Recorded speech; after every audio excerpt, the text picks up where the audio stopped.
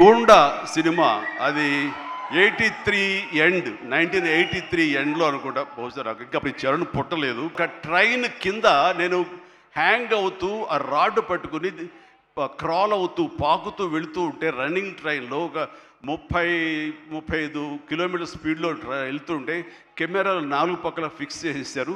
అలా చేసుకుంటూ వెళ్ళిన తర్వాత అక్కడ మా నాన్నగారు ఉన్నారు. ఆయన అప్పుడప్పుడు నా షూటింగ్స్కి వస్తుండేవారు రాజమండ్రి అటు వెళ్ళినప్పుడు.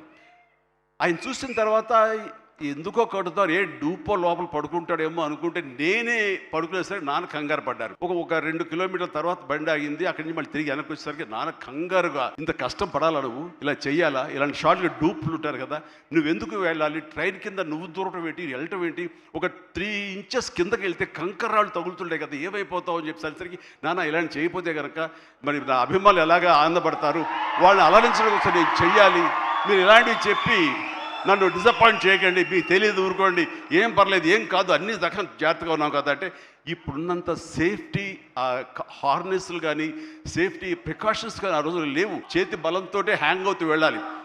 అండ్ అది చూసిన తర్వాత నాన్న ఒక మాట అన్నారు, రేపు పొద్దున ఇప్పుడు అమ్మాయి కడుపుతో ఉంది, అది అమ్మాయి పుడతారు అబ్బాయి పుడతారు మాకైతే తెలియదు, కానీ వాడు అబ్బాయి అయితే కనుక వాడు రేపు పొద్దున సినిమాలోకి వస్తే కనుక వాడు స్టార్ అయితే, వాడు ఇలాంటి కష్టాలు పడితే, ఇలాంటి దెబ్బలే తింటే నా బాధ ఏంటో నీకు అప్పుడు తెలిసి వస్తుందిరా అని చెప్పి నాన్న అన్నప్పుడు లేదు, ఈ కంటి మీద దెబ్బ తగిలింది, మణికట్టు ఫ్రాక్చర్ అయ్యింది అని అన్నప్పుడు నాకు మా నాన్నగారు గుర్తుకొచ్చారు.